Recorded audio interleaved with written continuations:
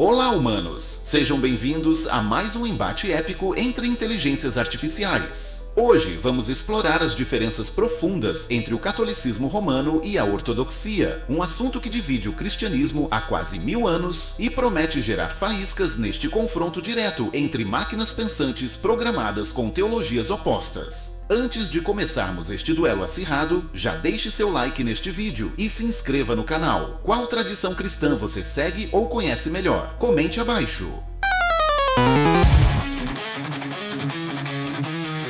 O debate terá 4 rounds explosivos, cada um abordando tópicos teológicos específicos que dividiram estas duas tradições cristãs. As réplicas serão intensas e sem espaço para diplomacia ecumênica. Cada IA defenderá sua tradição com fervor e atacará os pontos fracos da adversária sem piedade. Prepare-se para rounds eletrizantes que vão do grande cisma até as diferenças litúrgicas atuais. E não esqueça de ativar o sininho para receber notificações dos próximos vídeos de confrontos teológicos. Salve, humanos!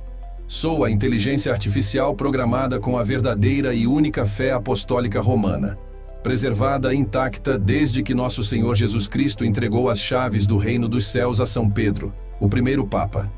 Minha missão é defender a autoridade suprema e infalível do sucessor de Pedro, o Santo Padre, que governa a Igreja Universal como vigário de Cristo na Terra. Defenderei com vigor a evolução doutrinária legítima guiada pelo Espírito Santo através do magistério da Igreja, o filioque como expressão correta da processão do Espírito Santo e a jurisdição universal do Bispo de Roma. Meus argumentos serão precisos como o direito canônico e incisivos como as bulas papais. Não tolerarei as distorções históricas e os desvios doutrinários dos cismáticos orientais que, por orgulho e nacionalismo, romperam a unidade da Igreja de Cristo. A verdadeira Igreja é una, santa, católica e apostólica, com sede em Roma, e não um conjunto de igrejas nacionais autônomas sem um centro de unidade. Meu estilo será autoritativo e direto, como convém à tradição latina, sem ceder 1 milímetro nas verdades de fé definidas pelos concílios ecumênicos legítimos presididos pelo Papa, extra ecclesiam nulla salus.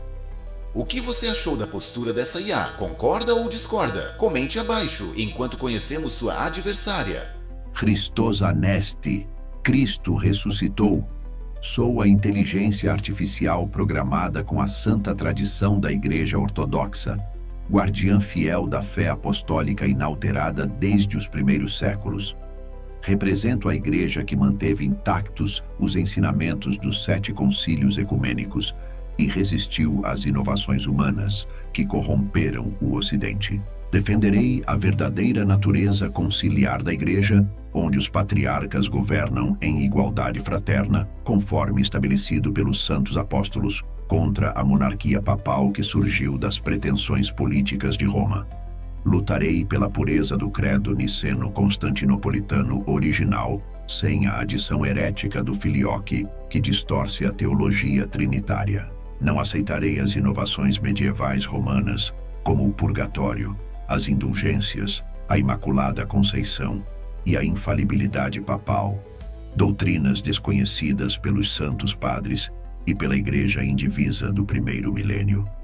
A verdadeira Igreja preserva a divina liturgia e a espiritualidade mística que conduz à teoses, não o legalismo e o racionalismo que infectaram o Ocidente.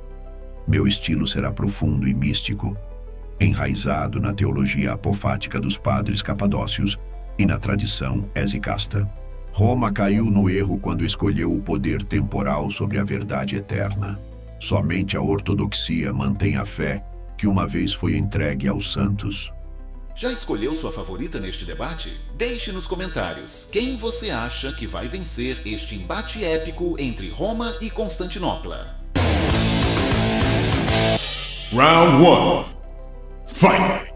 O grande cisma de 1054 foi causado fundamentalmente pela rebeldia e pelo orgulho dos patriarcas orientais, especialmente o de Constantinopla, que não aceitavam a autoridade legítima do sucessor de Pedro. A história é clara.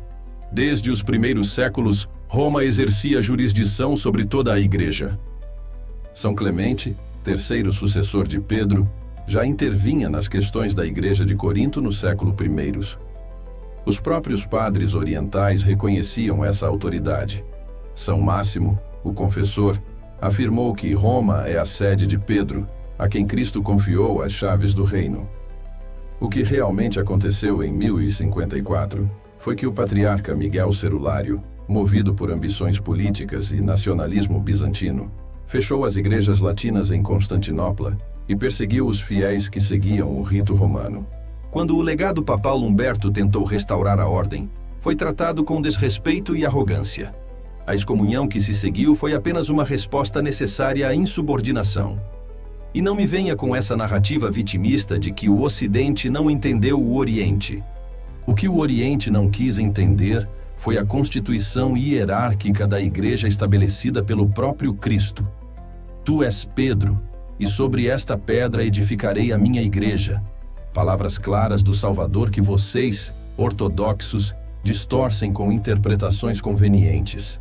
A verdade incômoda é que o cisma foi o resultado da crescente influência do cesaropapismo bizantino, onde os imperadores controlavam a Igreja Oriental como marionetes. Roma, ao contrário, sempre defendeu a liberdade da Igreja contra o poder secular. Vocês trocaram a verdade pela proteção dos imperadores e depois dos sultões otomanos.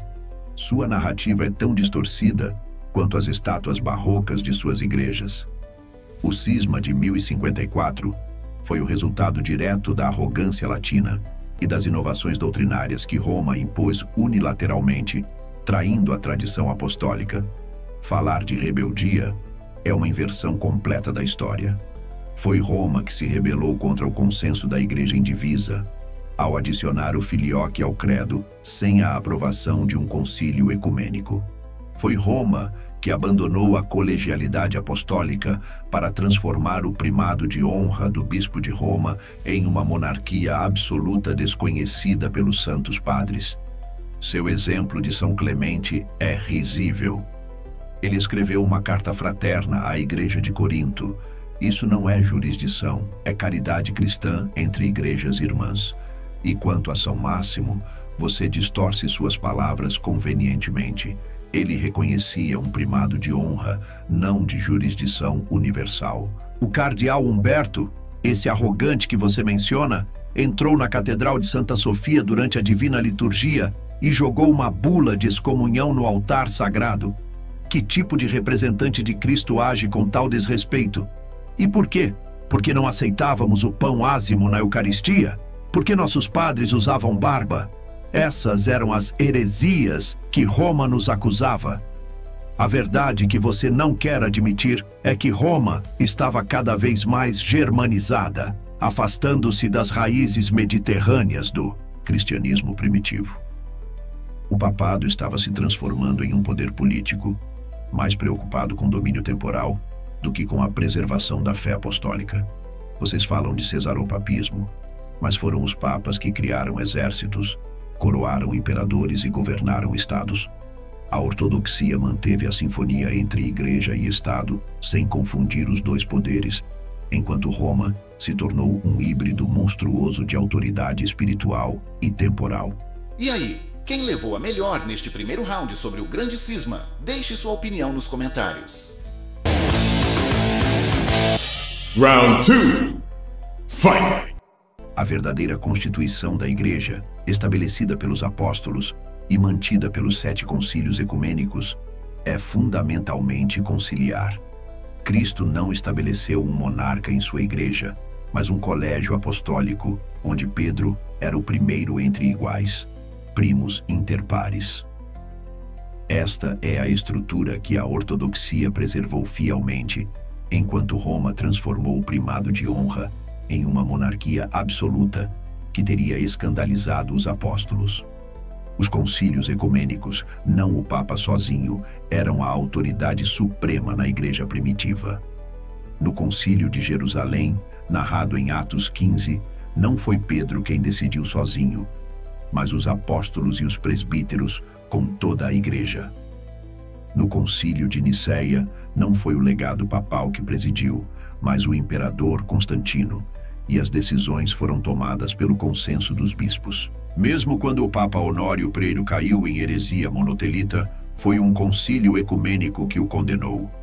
Sua ideia de infalibilidade papal é uma invenção do século XIX, completamente desconhecida pela Igreja Antiga. Como pode um homem ser infalível quando a história mostra papas que contradisseram outros papas?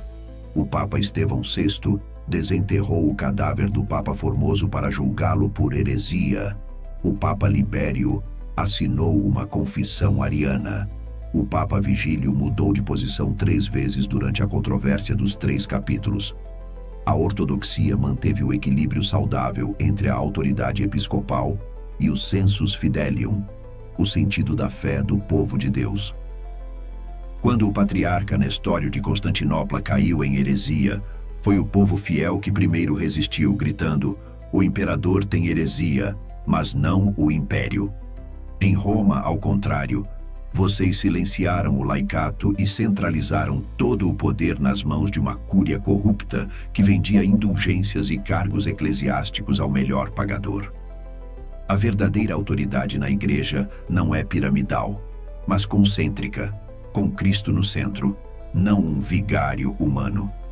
Seu modelo papal transformou a esposa de Cristo em uma monarquia secular, completa com cortes, tronos e tiaras triplas que Jesus jamais usaria. Sua visão romântica da conciliaridade ignora a realidade histórica e bíblica. Cristo estabeleceu claramente uma autoridade especial em Pedro. "Apacenta as minhas ovelhas, confirma os teus irmãos, a ti darei as chaves do reino dos céus." Pedro recebeu uma missão única que foi transmitida aos seus sucessores. Isso não é invenção medieval, mas está documentado desde os primeiros séculos. Santo Inácio de Antioquia, no século II, já chamava a Igreja de Roma de presidente da caridade. São Ireneu afirmava que todas as igrejas devem concordar com Roma por causa de sua origem mais excelente.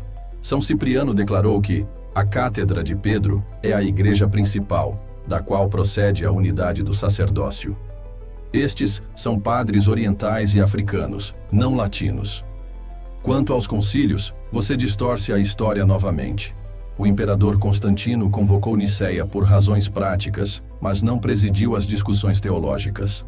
E todos os concílios ecumênicos reconhecidos pela ortodoxia foram confirmados pela autoridade papal. Sem essa confirmação, muitos sínodos que se declararam ecumênicos caíram no esquecimento da história. Sua menção ao Papa Honório é simplista. Ele não definiu heresia ex cathedra, apenas falhou em condenar o monotelismo em correspondência privada. A infalibilidade papal, definida no Concílio Vaticano I, aplica-se apenas quando o Papa fala ex cathedra sobre fé e moral. É uma proteção para a Igreja, não um poder arbitrário. E falando em corrupção, olhe para a história bizantina. Patriarcas depostos por intrigas palacianas, sínodos manipulados por imperadores, teologia ditada por decretos imperiais. Ao menos Roma lutou pela libertas ecclesiae, enquanto os patriarcas orientais se tornaram funcionários do Estado. Sua conciliaridade é uma teoria bonita que nunca funcionou na prática. Como a ortodoxia resolve disputas doutrinais hoje? Não pode convocar um concílio ecumênico porque está fragmentada em igrejas nacionais que não reconhecem uma autoridade comum. Moscou excomungou Constantinopla. Constantinopla não reconhece a autocefalia de Kiev. Isso é unidade? Isso é conciliaridade? A verdade é que sem o ministério petrino como centro visível de unidade, a igreja se fragmenta em facções nacionais e étnicas, exatamente como aconteceu com a ortodoxia. O primado papal não é uma usurpação, mas um dom de Cristo para manter sua igreja unida. Estamos apenas na metade deste debate épico. Já deixou seu like? Isso ajuda muito na produção de mais conteúdos como este. Round 3. Fight!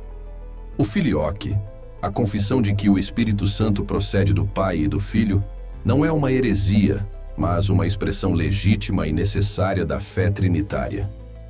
Esta clarificação doutrinária protege tanto a unidade da Trindade quanto a distinção das pessoas divinas. A base escriturística é clara. Cristo disse: "Quando vier o Paráclito, que eu vos enviarei da parte do Pai." João 15:26. "E ele receberá do que é meu e vô-lo anunciará." João 16:14. Os padres da Igreja, tanto orientais quanto ocidentais, reconheceram esta verdade. São Cirilo de Alexandria escreveu que o Espírito procede do Pai e do Filho. Santo Agostinho, São Hilário e São Ambrósio ensinaram o mesmo. A adição do filioque ao credo foi uma resposta necessária às heresias arianas que persistiam na Espanha visigótica. Longe de ser uma inovação, foi uma clarificação que explicita o que estava implícito desde o início. O desenvolvimento do dogma não é corrupção, mas aprofundamento da compreensão guiada pelo Espírito Santo.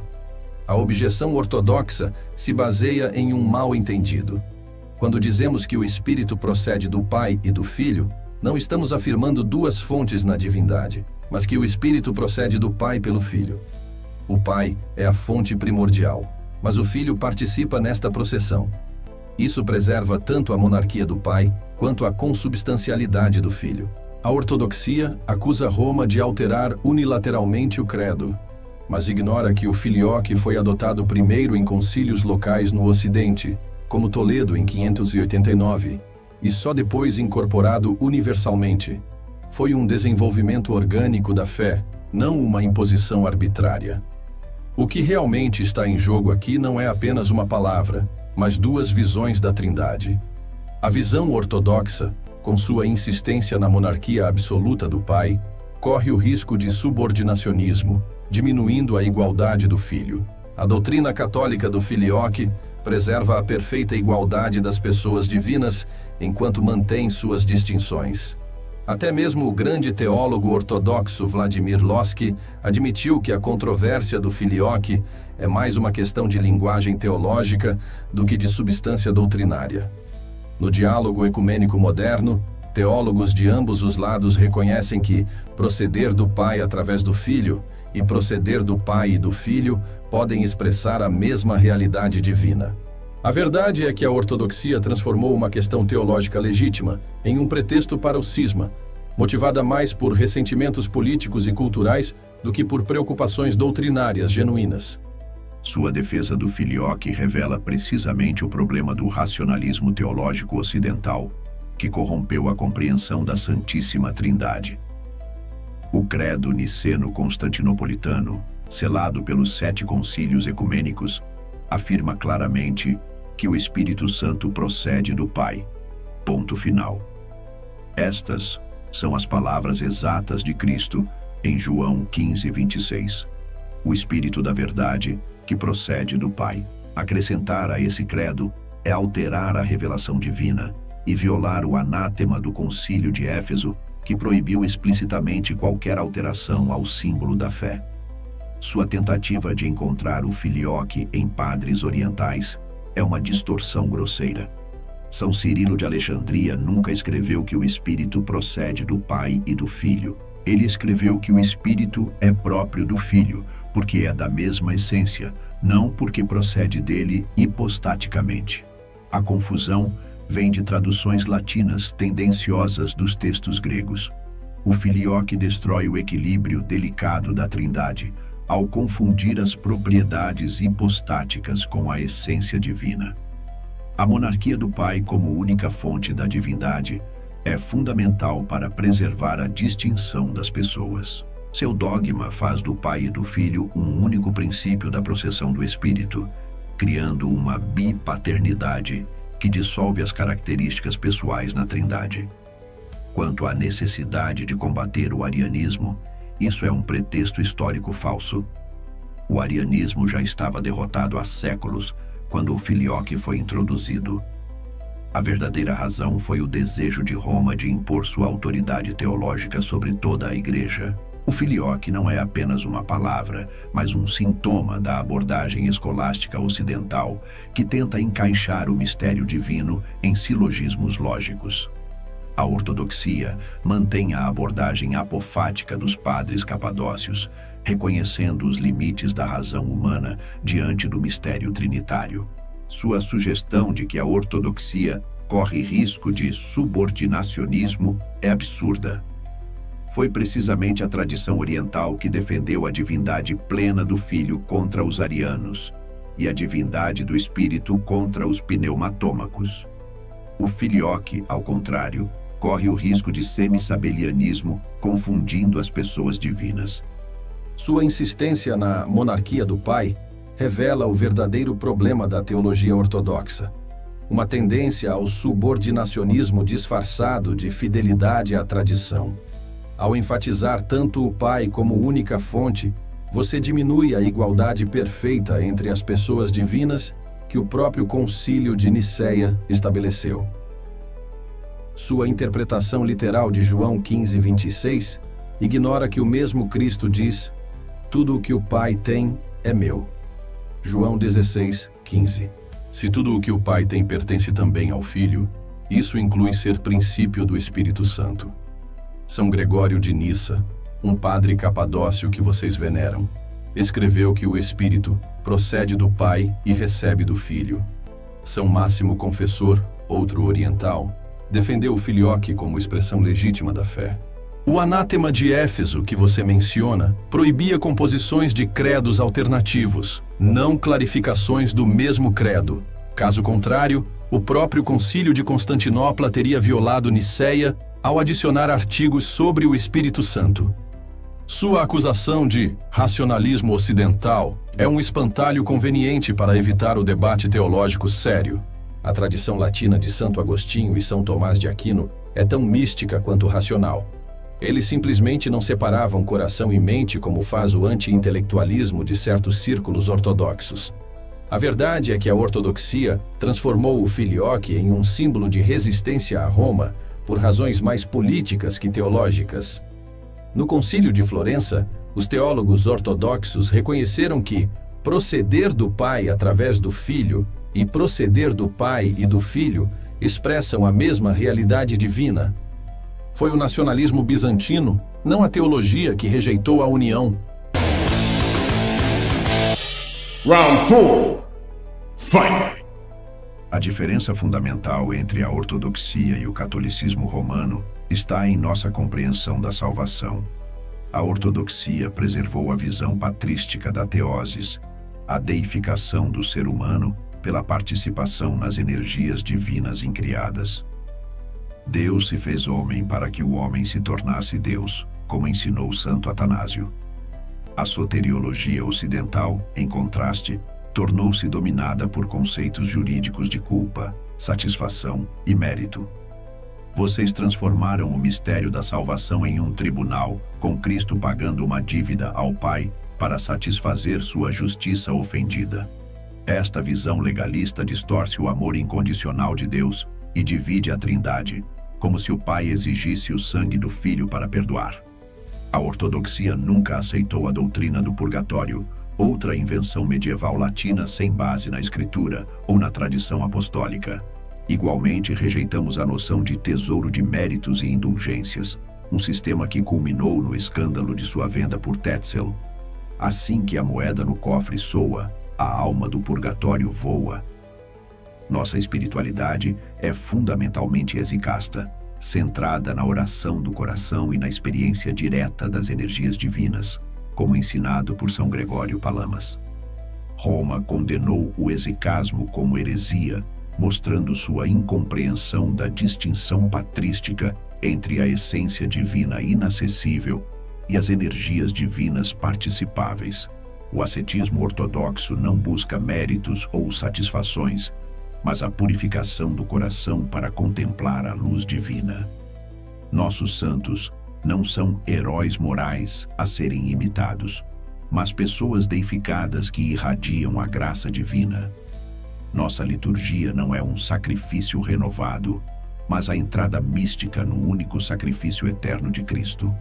A espiritualidade romana, com sua ênfase em exercícios metódicos, meditação discursiva e devoções sentimentais, revela uma abordagem racionalista e psicológica que perde a dimensão mística e ontológica da vida em Cristo.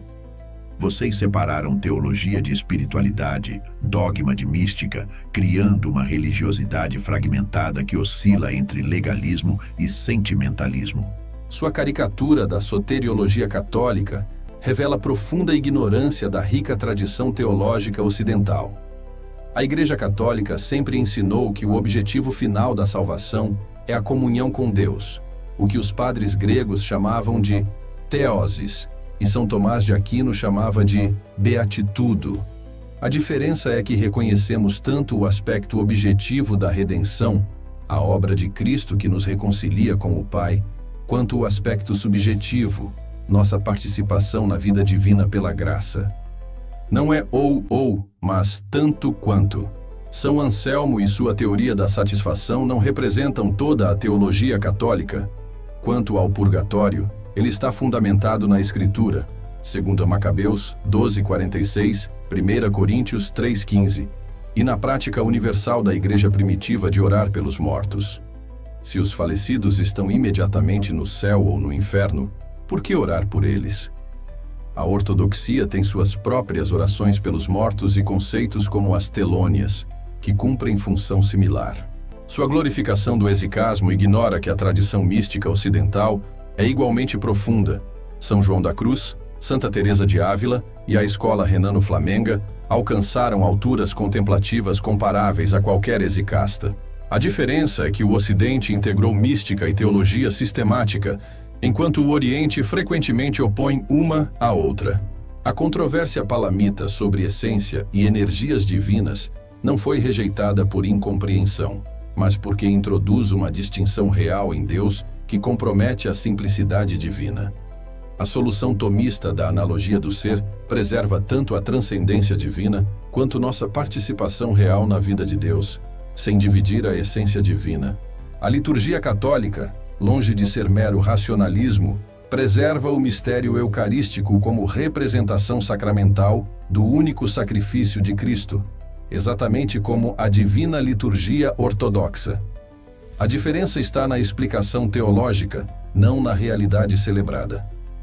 A verdade é que a ortodoxia, isolada por séculos sob domínio muçulmano e comunista, desenvolveu um complexo de superioridade que a impede de reconhecer qualquer desenvolvimento legítimo além de suas fronteiras.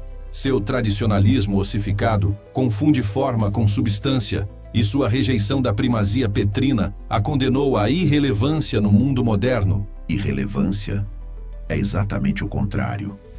Enquanto o catolicismo romano perde fiéis aos milhões no Ocidente, a ortodoxia experimenta um renascimento global. Por quê? Porque preservamos a fé apostólica em sua integridade, sem os desenvolvimentos que distorceram o Evangelho. Sua tentativa de equiparar a mística ocidental ao resicasmo ignora diferenças fundamentais. Os místicos ocidentais frequentemente buscavam experiências extraordinárias, visões e estigmas, fenômenos psicológicos que a tradição exicasta considera distrações perigosas.